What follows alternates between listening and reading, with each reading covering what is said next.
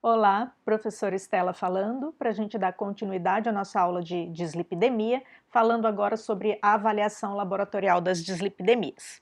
Então, na prática clínica, a gente vai dosar o colesterol por método enzimático, a gente vai estimar os níveis de LDL colesterol, né, que é o colesterol ruim, que é aquele que é aterogênico, que confere risco cardiovascular.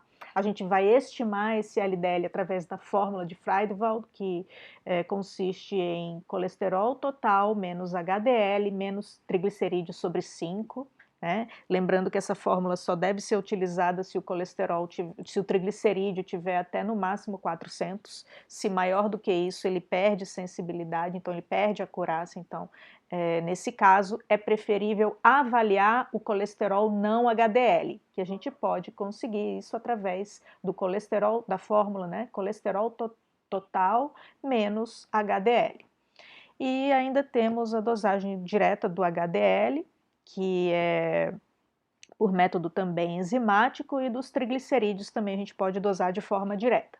O LDL também é possível ser dosado de forma direta, entretanto, os métodos disponíveis ainda possuem muita variação entre eles.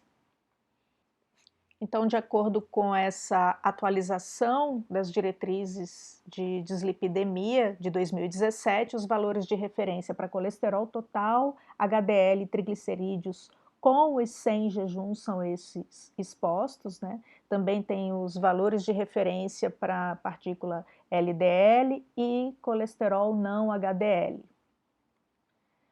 As dislipidemias, elas podem ser classificadas quanto à sua etiologia em primária e secundária, sendo a primária, na verdade, resultado de diversas mutações genéticas que podem ocorrer, levando a alterações no metabolismo lipídico, ou secundária, doenças como obesidade, diabetes, alcoolismo, hipotiroidismo, como já foi mencionado anteriormente. Então é importante a gente fazer essa diferenciação, porque muitas vezes a dislipidemia pode ser tratada, pode ser superada com o tratamento da causa, né, em alguns casos, como eu citei anteriormente para vocês o exemplo do hipotiroidismo. Se a dislipidemia for secundária à obesidade, ela também vai responder ao tratamento da obesidade. Um exemplo só. Então, ela também pode ser classificada de acordo com a partícula predominantemente elevada, alterada, né, como hipercolesterolemia isolada, quando ocorre um aumento isolado do colesterol LDL, né, maior ou igual a 160, a hipertrigliceridemia isolada, quando ocorre isoladamente o aumento dos triglicerídeos, pode ser mista quando ocorre aumento do LDL e do triglicerídeo também, então aquela observação é válida, que a fórmula de Friedewald só pode ser utilizada se o triglicerídeo for menor do que 400. E ainda temos o HDL baixo, que ocorre pela redução dos níveis de HDL colesterol, e é importante porque a gente sabe que o colesterol HDL é um fator protetor em relação a eventos cardiovasculares. Na avaliação do paciente com dislipidemia, é muito importante estratificar o risco que ele tem de um evento cardiovascular. E essa atualização, ela recomenda o uso do score de risco global, que é aquele que avalia o risco de infarto agudo do miocárdio, acidente vascular encefálico, insuficiência cardíaca ou doença vascular periférica em 10 anos. Então, isso pode ser utilizado, pode ser feito através do uso de calculadoras, né, para essa estratificação de risco, e ela pode ser encontrada no próprio site da Sociedade Brasileira de Cardiologia, né? Ela existe em aplicativos para iOS e Android, e é um instrumento importantíssimo na avaliação do paciente do ponto de vista de estratificação de risco e de tomada de decisão. A estratificação de risco, ela deve ser feita naqueles pacientes que não se enquadram nessas duas categorias que eu vou falar agora, que são o indivíduo de risco muito alto, que é aqueles indivíduos que já apresentam doença aterosclerótica significativa diagnosticada, né, doença coronária, cerebrovascular ou vascular periférica, né, com ou sem eventos clínicos ou obstrução maior do que 50% em qualquer território arterial. Então, esse indivíduo já, no caso, tem doença aterosclerótica, né? E se trata de uma prevenção secundária, quando a gente dá um tratamento hipolipemiante para esse paciente, para que ele não apresente um novo evento. E se o paciente tem alto risco, né, são aqueles pacientes que têm aterosclerose subclínica, né, que não foi diagnosticada através de um sintoma clínico, mas que foi avaliada através de método como ultrassom de carótida, por exemplo, que evidenciou placas ou presença de placas ateroscleróticas na angiotomografia de coronárias. Então, esses indivíduos são considerados de alto risco. Indivíduos que têm aneurisma de aorta abdominal, doença renal crônica, né, com a taxa estimada de filtração glomerular menor do que 60, aqueles indivíduos que têm um LDL muito alto, que é maior do que 190, sugerindo hipercolesterolemia familiar. Então, esses indivíduos, por si só, apenas por ter esses valores, já podem ser considerados de alto risco, mesmo que não tenha outras comorbidades. Né? A presença de diabetes tipo 1 ou 2 naqueles indivíduos com LDL entre 70 e 189 que apresentem estratificadores de risco ou doença aterosclerótica subclínica diagnosticada através daqueles meios citados. Né? E esses estratificadores de risco são nos homens, idade maior que 48, nas mulheres maior do que 54, presença de mais de 10 anos de diagnóstico de diabetes, né? História familiar de doença cardiovascular prematura, né? No caso em parente de primeiro grau, né? Enfim, tabagismo, síndrome metabólica, etc. Então, esses são estratificadores de risco que devem ser avaliados nos pacientes diabéticos para verificar se esse indivíduo é de alto risco ou não. Então, esses indivíduos não precisam ser submetidos à estratificação de risco, porque eles já são alto risco através da história clínica ou metodologia diagnóstica.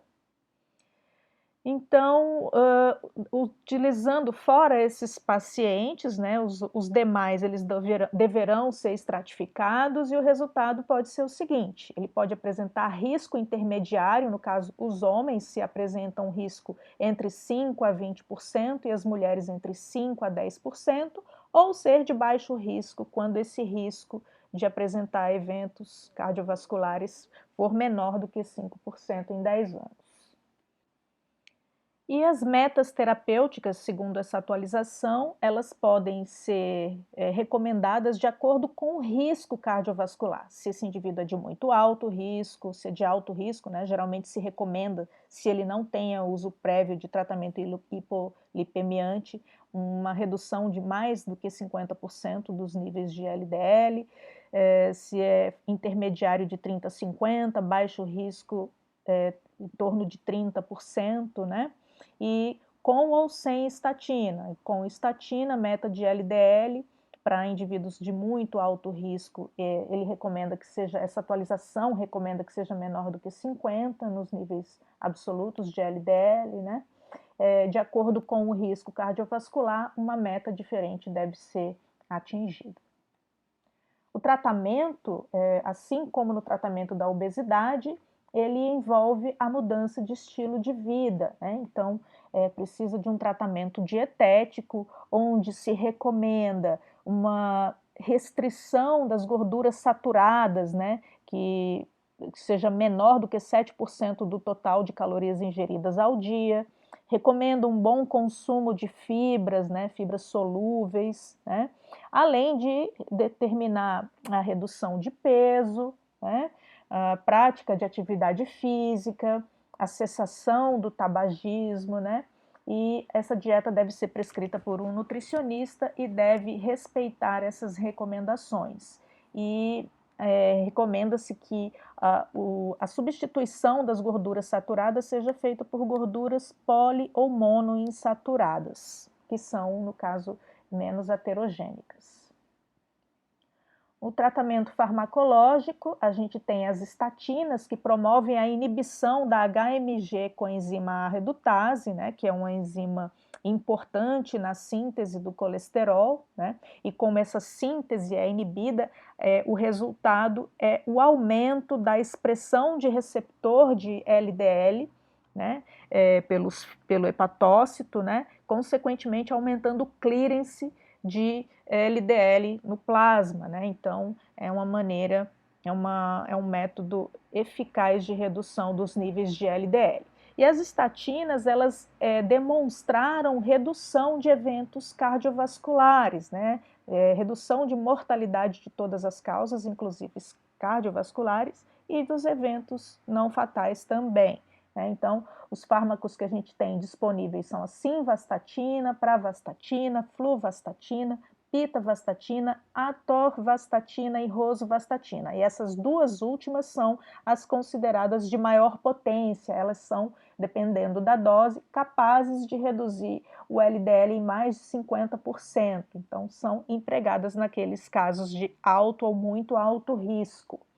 Os efeitos colaterais das estatinas são raros, né, podendo apresentar mialgia, é o efeito mais comum, embora também seja raro, cefaleia, cãibras também são relatados, eventos mais graves como miosite, rabdomiólise são bastante raros também. A ezetimiba também é um fármaco disponível, né, que pode ser utilizado em associação com a estatina, né, com a simvastatina, por exemplo. Esse estudo Improve It, né, mostrou uma redução de eventos pós-síndrome coronariana aguda em indivíduos utilizando a associação simvastatina mais ezetimiba.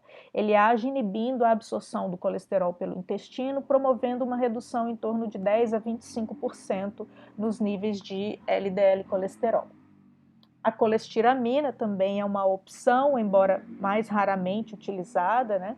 E ela promove o sequestro dos sais biliares, consequentemente acaba levando à diminuição da absorção das gorduras pelo intestino. Os fibratos. Os fibratos são fármacos, é uma classe de fármacos que atua reduzindo predominantemente os triglicerídeos. Eles podem levar a reduções de 30% a 60% nos valores dos triglicerídeos, inclusive. Então, os mais comumente utilizados são o fenofibrato, ciprofibrato, né, tendo também a genfibrosila, bezafibrato, etc.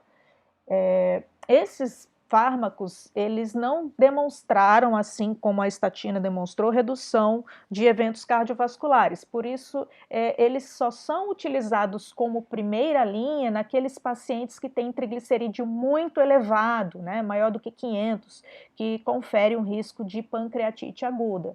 Fora isso, ele é utilizado secundariamente após as metas de LDL terem sido atingidas com o uso de estatina, né? Então, fica secundário o controle dos triglicerídeos, exceto nesses casos onde eles se encontram muito elevados, como maior do que 500. Também temos o ácido nicotínico, né, que produz a redução de síntese hepática de triglicerídeos, então sendo uma opção no tratamento das hipertrigliceridemias, assim como o ômega 3, né, que também é considerado uma droga adjuvante na redução dos triglicerídeos, que não conseguiram atingir os níveis adequados de triglicerídeo com o uso de fibratos. E a gente tem os inibidores da PCSK9, né, que é uma enzima que degrada o receptor de LDL colesterol. Portanto, a sua inibição aumenta a expressão, né, desse receptor, aumentando o clearance de LDL colesterol, consequentemente reduzindo seus níveis no plasma. Eles apresentam uma eficácia importantíssima, com uma redução em torno de 60% dos níveis de LDL. A gente tem no Brasil o alirocumab e o evolucumab, né? Mas são medicamentos que têm custo bastante elevado e só devem ser recomendados naqueles pacientes cujas metas de LDL não foram atingidas com os níveis, com as doses toleradas de estatina. Então, por enquanto, era só isso, pessoal. Um grande abraço e a gente se vê segunda-feira na conferência. Grande beijo.